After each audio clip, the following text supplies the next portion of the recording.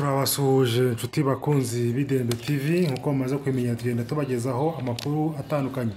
Uyu munsi rero twabazaniye umugabo witwa Ras Mukasa. Igitaramo cyabaye tariki 11 z'ukwa gatanu mu mwaka wa 2025. Ku murongo wa telefone rero turi kumwe n'uyu mugabo mubona aririmba. Amahoro Ras Mukasa.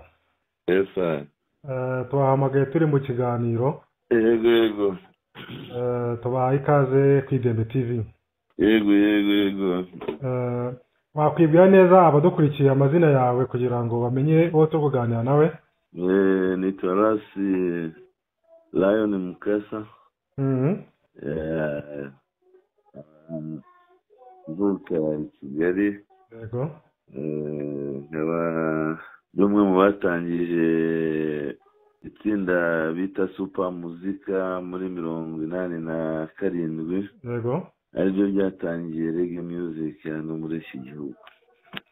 Akoze cyane. None Ras Mukasa, hano ku Idendo TV tugira ibiganiro bitandukanye, by'umwihariko tugira ibiganiro bijyanye n'umuco. Ese reggae hari aho twavuga ko ihuriye n'umuco? Reggae ni umuco cyane kuko injyana y'abirabura nubwo yaje kumvikana muri Jamaica cyane, ariko ni injyana y'umuco w'Abanyafurika, kuko cyane ihura n'umushayayo w'iwacu, ikagira ibyo ihuriramo n'ikinimba cy'iwacu, kandi igatanga n'ubutumwa. Ubwo rero ikubiyemo umuco wa Kinyafurika wose, kuko ariho tubonera ku gutanga umurongo ujyanye n'uwo muco w'Abanyafurika. Ese hano gato Ras Mukasa tumuzi nk'umuntu uri mu batangije reggae cyangwa se uri mu bantu batangije umunsi wo kwibuka Bob Marley. Ese twavuga ko Ras Mukasa ari mu kigero cy'imyaka ingahe kugira ngo twumve ko imyaka yaba arimo? Jewe ni mu myaka 60. Yego. Muri 64 nkaba naragiye mu muziki nyuma y'uko Bob Marley yitaba Imana. Twamenyereye mu minsi ya nyuma yitaba Imana nibwo twamenyereye. Yego. Ubwo twabarizwaga muri za orchestre Nyampinga, tugendana nabo ariko tutarajya mu muziki. Byabaye ngombwa ariko ko indirimbo ya mbere Kabeho Rwanda tunayisohoye 1984. 84. Ni ukuvuga ngo imyaka 3 apfuye. Iyo ndirimbo yitwa Kabeho Rwanda. Hari aho umuntu yayibona iyo ndirimbo? Yego, iri kuri Spotify, ikaba iri kuri YouTube, ikaba iri kuri Apple. Yego. Ariko ukayibona ku izina rya Mystic Revelation, kuko ariyo band yahindutse yahoze ari Super Muzika ikaba yarabaye Mystic Revelation. Orchestra. Ese Ras Mukasa, reggae cyangwa se umuziki by'umwihariko, umuziki wawe twavuga ko wawutangiye ryari? Umuziki nawutangiye nyuma y'imyaka 2-3 Bob yitavye Imana. Ubwo ni muri 1984. Aribwo iyo ndirimbo yashyizwe hanze nayikoreye muri studio ya Impara. Studio y'Impara? Muri studio ya Impara. Impara bari orchestre Impara. Orchestre Impara bari bafite agastudio bakimara gutandukana na Music Fabric, bahise bagira agastudio kabo. Iyo ndirimbo yakozweho n'umuntu utakiriho bita Marco, yari basse, yakinaga basse, harimo witwa Thierry Galar. Yego. Akaba harimo witwa Jacob. Yego. Asigaye aba mu Bubiligi. Yigeze gukina muri Magic Band. Abo nibo bayicuranzeho. Ariko ubu nakoze version nshya yakorewe no mu Burayi. Iyo ndirimbo Kabeho Rwanda. nakoze indi version nshya ku buryo yakorewe mu Busuwisi. yakozwe na bande cyangwa se n'iyo studio? yakozwe n'umuproducer wo mu Busisi, Yego. igaterwa inkunga na umuhanzi w'umunyarwanda bita Jabon D. Jabon D. Ndamureba Darius wararirimbye Gasabo. Gasabo. Mm. niwe wanteye inkunga kugira ngo ikorerwe hanze. Yego. Yeah. Ese birumvikana ko Bob Marley ari umuntu w'icyitegererezo kuri wowe, utangira n'ubundi muzika watangiye muzika ukora injyana ya reggae? Ya reggae nta yindi miziki twigeze dukora. Twatangije reggae kuva icyo gihe itariki 11 z'ukwezi kwa gatanu muri 1987 nibwo twatangiye konseri ya mbere hano muri Setande. 11 z'ukwa gatanu 1987 nibwo nafunguye 11 May, umunsi wo kwibuka Bob Marley. Iki ni igikorwa gikomeye rwose. Ni ibintu bitari byoroshye. Twasutse dread turi aba mbere. Yego. Bitugora mu miryango, mu bo tugendana. Byari ibintu bikomeye cyane, umuntu akubona turi hano umusazi. Ariko aho bigeze ubu umusaruro biri mu byatumye kenshi urubyiruko ruva mu ngeso mbi, ruva mu bwicanyi. Mbega reggae ifite uruhare, yagaruye amahoro ku isi, cyane cyane mu kuva mu bintu by'ubugizi bwa nabi, ubwicanyi. Umuntu akumva ko ejo bizagenda neza, nk'uko Bob yahoraga bitubwira muri Don't Worry, tubwira ati uyu munsi nibiba ariko ejo bizaba biri byiza. Urubyiruko rero rw'u Rwanda twarubibyemo icyizere cy'uko ejo hazaba heza, bituma bava mu ngeso mbi. Reggae yakoze urugamba runini cyane muri Jamaica. Urabona ko ariyo mpamvu n'umuryango w'abibumbye wawushyize mu mutungo w'isi, kubera ko reggae yabashije kugarura amahoro ku isi, igabanya ubwicanyi abantu bakoraga. Ese tuvuze ku njyana ya reggae, ubona mu Rwanda umuntu ashobora gukora umuziki wa reggae gusa atavangamo ibindi, akavuga ati ngiye fokasinze kuri reggae, ugasanga reggae iramutunze cyane rwose, kuko n'abakunzi batangiye kuyimenya ari benshi, aho gusanga n'abanyamahanga baza bagashaka aho bataramira bumva reggae bakahabura. Ariko turashaka kugerageza ku buryo classique twazajya tuhashyira igitaramo cya reggae cya rimwe mu kwezi. Classique hano Sonatube.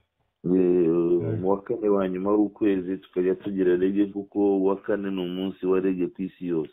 Uwa kane. Ariko rero reggae yatunga umuntu rwose.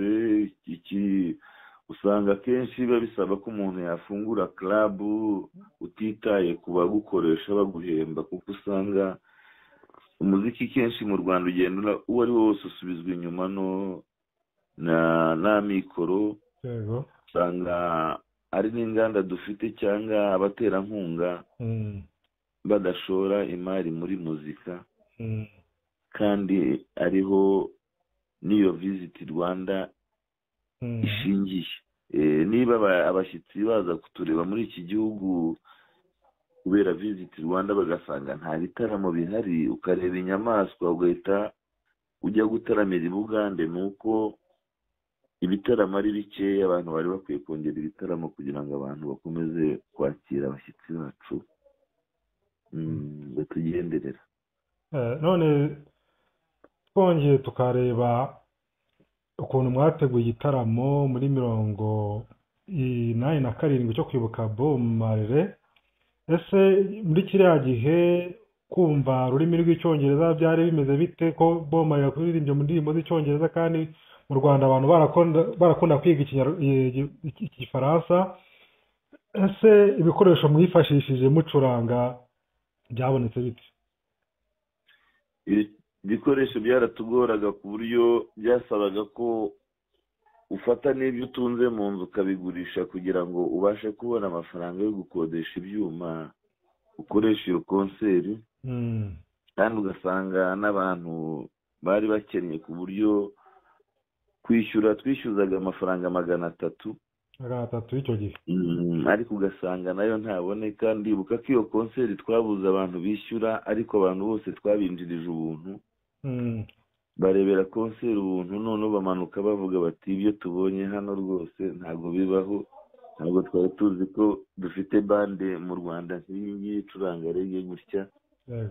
Ubwo nibwo twatangiye kumenyekana. Ariko ibicurangisho nacurangishije narabisabye minisiteri ima ibicurangisho bipfuye njya kubyikoreshereza, ariko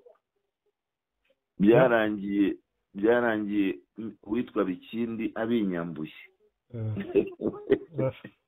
Witwa Bikindi Simoni araza ati ibyo bikoresho birakenewe, ahita abinyambura kandi bari babimpaye rwose. Ubwo ndongera ntangira zero. Ni ukuvuga ibikoresho wahawe na minisiteri, umuntu ku giti cye Bikindi Simoni we yaraje arabikwaka arabijyana. Yarabinyambuye ati turabikeneye, arabijyana, arabitwara. Ariko ubwo urumva twajyaga dukora n'ubundi n'amahit parade muri stade regionali. Uretse ko ubu nyine biba bigoye no kugira ngo ubone aho ucurangira. Nk'ubu dufite ikibazo, udacurangiye mu kabari cyangwa muri arena cyangwa muri ihema rya Kigali, nta handi hantu wabona wakorera igitaramo. Niyo mpamvu dushaka kugira ngo duhindure, tuzajye dukora ibitaramo ku mazi cyangwa se dukore reggae on the jungle hariya muri Kigali, bumvikane na kampani n'inzego z'umutekano, umuntu akoreremo konseri y'iminsi nk'itatu. Aho nibwo reggae yazazamuka rwose. muri iriya myaka ubutumwa Bob Marley yatangaga bwarumvikanaga bitewe n'ururimi? Twaragerageje, bamwe ntabwo twari twaranize, ariko wageragezaga ushaka kumenya icyo avuga. Kimwe n'uko abantu benshi bakunze Bob Marley batumva ururimi, ahubwo bumva injyana. Injyana ikabaryohera kugeza ubwo bazajya basobanuza n'amagambo umuntu akayumva. Ugasanga bari kuvuga ngo nyina w'abarasta. Yego, nko muri Inaramba Dove Style kuvuga ati nyina w'abarasta. Ariko byageze ubwo umuntu agenda akurikirana amatekste, ukagera ubwo ucyumva, nubwo bamwe tutanakize no mu mashuri, ariko ukagerageza. Ni ukuvuga 1987 igitaramo kiratangiye, umwaka wakurikiye hose byabaye ingarukamwaka cyangwa se yari cyageze kugira umwaka kugeza kuri uyu mwaka wa none. Mu bantu baba barigeze gukora, hari uwo muri 97 98 iyo konseri nayihaye witwa Bongoman Karamuheto akiva muri Amerika. Acyariho, yitabye Imana muri 2010. Ariko niwe nahaye iyo konseri 98. Hari undi nanone wongeye kuyikora uwo bita Amaguru, nawe nayimuhaye mu mwaka ushize. Ariko iyo myaka yose nta wundi muntu wigeze yoroganiza, n'ingiye wayikoraga rwose kugeza muri uyu mwaka. Icyo ni igikorwa gikomeye cy'indashyikirwa umuntu yashimira. Ariko mu rwego rwo kwiteza imbere byabaye ngombwa ko nkora na Lucky Dube Day akimara gupfa. N'umunsi wa Lucky Dube Day nawe ni wawutangije nyuma yo gutangiza wa Bob Marley? Yego, nawe ni ingarukamwaka n'igihe wawutangije. Ubwo ni uburyo bwo kugira ngo urumva ko tuzamure reggae. Uri impirimbanyi ya reggae, birumvikana. Iyi minsi ni iminsi ikomeye. Ubwo ni ukuvuga ngo mwatangiye muri super muzika, mugeze bamahindura izina mwitwa Mystic Revelation. Hano wari utubwiye ko wigize kudiringa na Amaguru mu gitaramo kugira ngo ari we ugitegura. yego yego binyibutsa ko iyo umuntu ashatse izina Ras Mukasa ahita abona n'abandi bantu bari mu itsinda rya ba Maguru. yego ni ukuvuga ngo ese mwigize muba mu itsinda rimwe? oya bo bakoze itsinda bita Holy Jadov, yego, ariko Holy Jadov uwitwa Kimeza tukaba twari twarakoranye muri Super Muzika akiva muri Lewitanje. Lewitanje ikimara gusenyuka, Lewitanje orokestre y'abavandimwe ngira ngo benshi, harimo abavandimwe benshi. Lewitanje irimo Bakimeza, irimo abitwa ba Dieudonné, irimo ba De Gaulle, yafashwaga n'umu ambasaderi w'Ababiligi. yego, yahimariye rero ku bamwe bagiye i Burayi, byabaye ngombwa ko dufasha Kimeza tujya muri festival Inanga y'Amahoro muri 88. yego, Inanga y'Amahoro. Inanga y'Amahoro twagiye twitwa Lewitanje. icyo gihe no kuvuga ko nawe Lewitanje nawe wayibariwemo. yego, naho Rijado urumva naje kubafasha nabo bamaze kujya i Burayi. Kimeza kubera ko twakomezanyije, byabaye ngombwa ko igihe yateguye Rijado byabaga ngombwa ko tumufasha, kimwe nk'uko iyo twakoze hamwe aribwo bumva ngo Rijado harimo Super Muzika, anako Mystic Revelation, hakazamo n'iyitwa Best Sound yari irimo bagenzi bacu bitwa Bayisa n'abajyanya kwigendera Jango. yego. ese Mystic Revelation igizwe n'abantu bangahe? igizwe n'abantu 7. yego, igizwe n'abapiyaniste 2, ikagira bateri, ikagira umubaziste, ikagira umusoliste, umuakompanyateri, nanjye umuririmbyi. Mystic Revelation ndayizi, ni mukunze gukora live music. yego. ese Mystic Revelation twavuga ko yamenyekanye muri iyo ndirimbo? yamenyekanye muri Kabeho Rwanda. tukaba duteganya n'izindi zigiye gusohoka zirimo Igihango, harimo yo kutavanga indimi yitwa Ikinyafrangre Swahili. Ikinyafrangre Swahili, donc indirimbo izavuga mu kureka kubuza abantu kuvangavanga indimi kugira ngo tubashe gusigasira ururimi rwacu n'umuco. n'umuco. uyu munsi wo kwibuka Lucky Dube, wo kuwutegura, ibikoresho byari byarabonetse, nta ngorane wahuye nazo cyangwa se kugeza n'ubu ngubu nta ngorane uhura nazo mu kuwutegura? oya, nta ngorane tugira, ahubwo usanga dukenera ahantu hanini kugira ngo abantu bisanzure. yego, ariko tukagira n'ikibazo buriya bibaye ngombwa tukagira inkunga nk'iya Bralirwa cyangwa Skol, uruganda rukomeye, igitaramo kiba kinini cyane ku buryo muri gahunda duteganya turashaka ko tuzajya tujyana konseri ku mazi, ikitwa Reggae on the River. Reggae on the River byasoboka n'ubushobozi tubugize tugakora Reggae in the Jungle yakorerwa mu mashyamba hamo Kigali. yego, niyo gahunda ihari, tukabasha kumuvinga abantu, n'abo bantu basura u Rwanda bakajya babasha kubona aho bataramira. tugana ku musozo, ese ntabwo twavuga Reggae yo mu Rwanda gusa ngo tureke Burundi n'u Rwanda ngo ni igihugu kimwe? yego, Burundi ni abahanga nabo kuri Reggae. hari abarundi benshi bakina Reggae, abitwa ba Jampara, abitwa hari abasore babi Bugande nabo bakora Reggae b'abarundi, uretse ko bahunze. ariko mu Burundi bakora Reggae cyane. nabo kenshi usanga n'abagitariste bagiye tumenye n'aha batwigisha muziki, kenshi usanga benshi baragiye bava za Burundi. badutanze abahanzi bazi gitari cyane,